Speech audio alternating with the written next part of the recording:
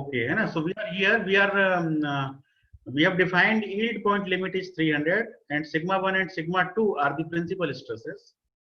है ना? K is a constant, 10 to the power minus 7. I have taken very less value for that due to some reason. है ना? वो reason अभी आपको समझ में आएगा कि why we have taken so much less value for this constant. है ना? So subplot 231. 231 means 2 rows, 3 columns, and first region. So in the first region, we are going to plot maximum principal stress theory. So that's why I have given a comment maximum principal stress theory over here. So I have used EZ plot sigma 1 minus K sigma 2 minus S by T. And this is the range minus 2S by T2 plus 2S by T. And the default range is minus 2 pi 2 plus 2 pi. But my yield limit is 300 and minus 2 pi is only minus 6 plus 2 pi is plus 6. So it is beyond that limit. So I have increased the limit. Minus 2S by T means minus 600 plus 2S by T means plus 600. So my plotting range is minus 600 to plus 600, but my yield value is 300. So all the theories will be visible. All the theories will be visible in this region, in this range. So this is the line when the sigma 1 is greater. So sigma 1 must be equal to S by T. So sigma 1 minus S by T equal to 0. So sigma 1 minus S by T equal to 0. So this is a one variable equation. This is a one variable equation. तो मैं जरा सा एक board share कर रहा हूँ थोड़ा समझाने के लिए. Let this is your board. Maximum principal stress theory में आपने देखा होगा कि हमें एक रेक्टेंगल मिलता है ना. We found a rectangle safe region. The equation of this line is sigma 1 equal to plus S by T. The equation of this line is sigma 1 equal to minus S by T. है ना. तो हम इस पे बात कर रहे हैं. We want to plot this line first. है ना. जब एक लाइन को प्लॉट कर लेंगे फिर तो हम सारी को प्लॉट कर लेंगे. We will be able to plot all the lines. So sigma 1 is plus S by T. It means sigma 1 minus S by T equal to 0. Now this equation is having only one variable, sigma 1. If I want to convert it into two variables, then I can write sigma 1 minus 0 sigma 2 minus S by T equal to 0. I can write in this way. है ना. कोई change नहीं आएगा. 0 sigma 2 का मतलब क्या, 0 ही है ना. लेकिन अब इसके अंदर दो वेरिएबल हो गए. सो it is a two variable equation, sigma 1 and sigma 2. है ना. हम सारी थ्योरीज को प्लॉट कर रहे हैं टू वेरिएबल्स के फॉर्म में, sigma 1 एंड sigma 2 के फॉर्म में प्लॉट कर रहे हैं. So that's why we are converting one variable equation into two variable equation. है ना. So this is the constant K. So this constant is 0 basically. So you can write sigma 1 minus K sigma 2 minus S by T equal to 0. And you can define K equal to 0. ठीक है. लेकिन MATLAB में जब आप K equal to 0 provide करेंगे तो MATLAB इसको फिर दो वेरिएबल की इक्वेशन मानता ही नहीं है. प्रॉब्लम यह है कि यदि हम K को 0 डिफाइन करेंगे तो फिर MATLAB इसको सिंगल वेरिएबल इक्वेशन एज्यूम करता है. तो हम क्या चाहते हैं, हम इस K कांस्टेंट को इतना छोटा बना दें कि ये लगभग 0 है. So that's why I have defined K equal to 10 to the power minus 7. है ना. आप इसको और भी छोटा कर सकते हैं, -8 कर सकते हैं, -9, -100, जो भी करना चाहें, बट इट इज नॉट 0. 0 करते हुए सिंगल वेरिएबल इक्वेशन में मान ली जाएगी. तो हमें दो वेरिएबल इक्वेशन में इसको प्लॉट करना है. That's why we are using constant K approximately equal to 0. We are not taking exactly 0, but it is approximately equal to 0. ये कंसेप्ट समझ में आया. अब मैं दोबारा से उस पर पढ़ रहा हूँ. I am reaching to MATLAB window. So MATLAB window. This is your MATLAB window. ठीक है. तो अब आपको ये समझ में आ गया होगा कि मैंने यहाँ पर K की वैल्यू 10 की पावर -7 क्यों ली है. हर पॉइंट के पीछे कोई there is certain region. So K equal to 10 to -7, it is approximately 0. This is the first region. EZ plot sigma 1 minus K sigma 2 minus S by T. आवाज नहीं करो बेटा. So sigma 1 minus K sigma 2 minus S by T. This is the first line. Sigma 1 minus K sigma 2 plus S by T. This is the second line. And third line and fourth line. Sigma 2 minus K sigma 1 minus, ये जो 4 lines हैं एक line है sigma 1 equal to S Y T, एक minus S Y T, similarly sigma 2 equal to plus S Y T, sigma 2 minus, there are 4 lines involved in the maximum principal stress theory.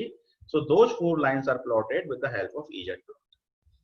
ठीक है, and all these 3 lines are coming in a by default color green, है ना, मैंने कोई colour नहीं दिया है green, लेकिन ये बाय डिफॉल्ट कलर ग्रीन में आ रहे हैं। हाँ, यदि मैं कलर चेंज करना चाहूँ तो मैं चेंज कर सकता हूँ।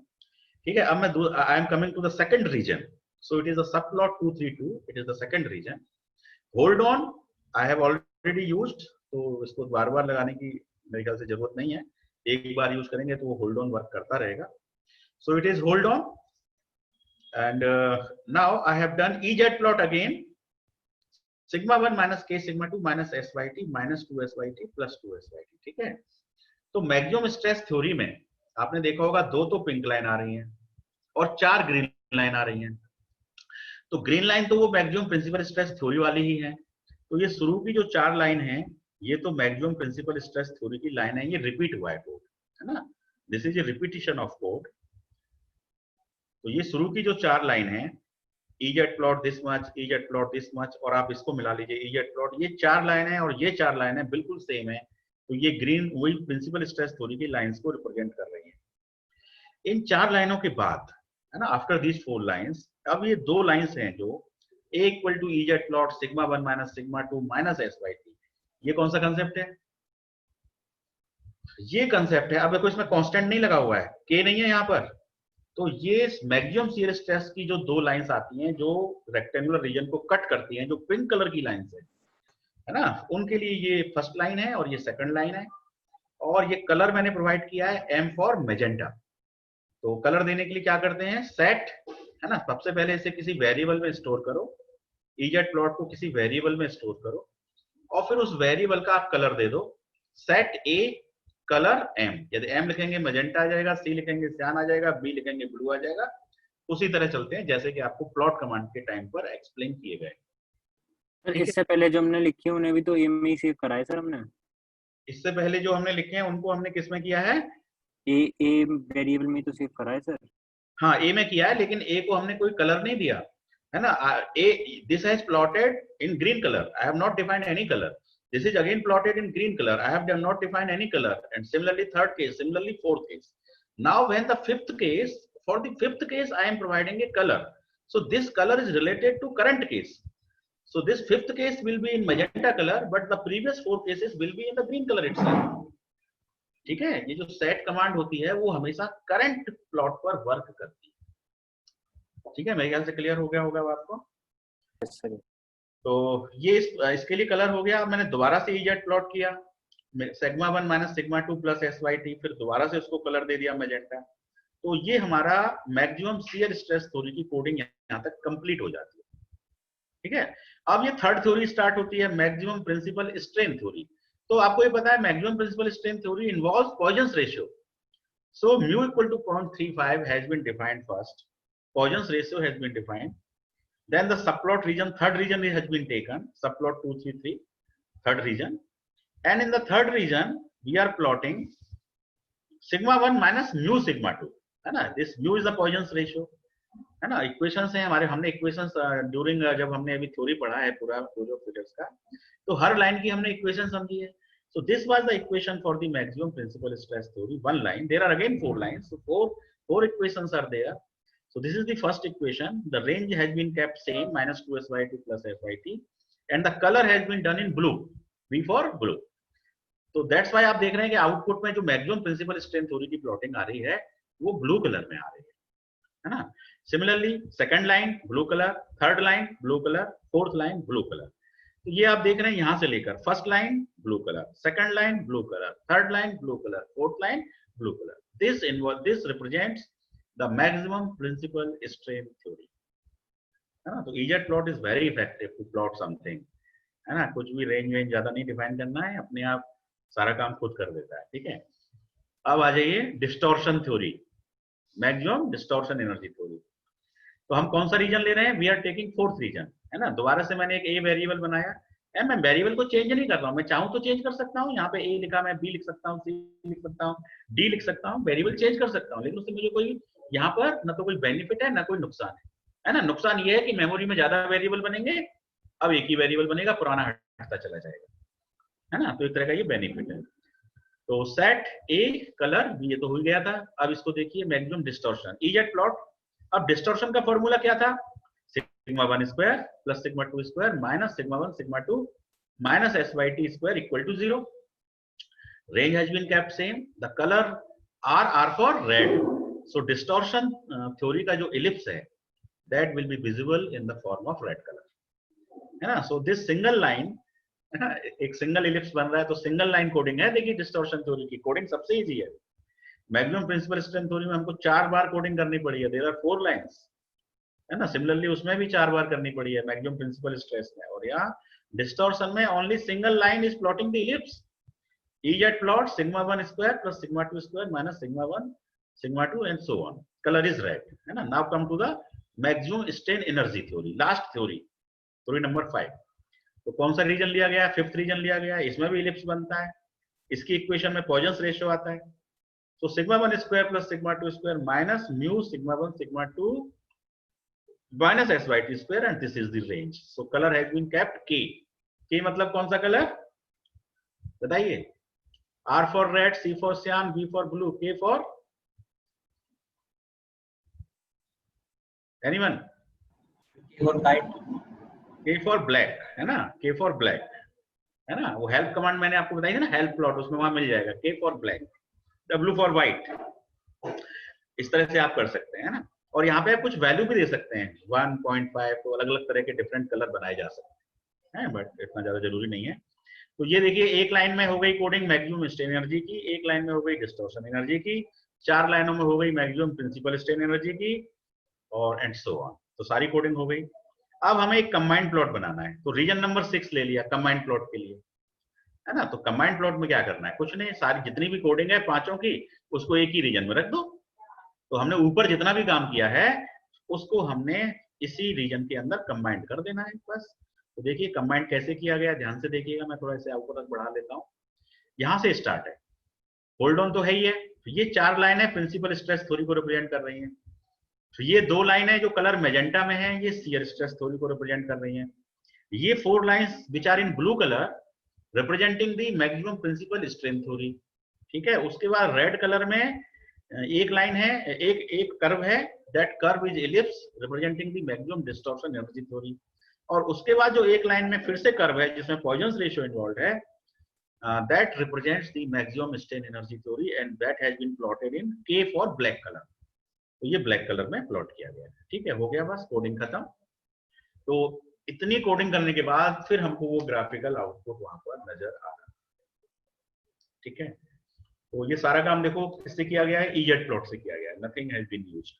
EZ plot command is very effective command. You can plot different curves on different scales, and by using subplotting you can show them in on a one screen also. So this is the input for the EZ command from my side.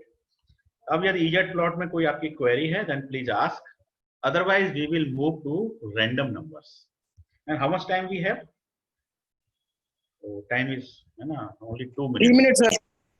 तो चलिए हम random numbers we will discuss in the next class. अभी आपकी कोई query हो, इस coding में कोई बात समझ में नहीं आ रही हो, या आउटपुट आप तो मैं शेयर कर सकता हूँ आपके साथ आउटपुट, है ना। आउटपुट तो आपको मैंने शेयर कर ही दिया था पहले, और यदि डाउट सर एक बार और आप शेयर करना चाहते हैं तो शेयर किया जा सकता है आउटपुट, है ना। तो सबसे पहले तो रन करना पड़ेगा क्योंकि हमने उसे वो कर रखा है, तो we have to run the program first, है ना।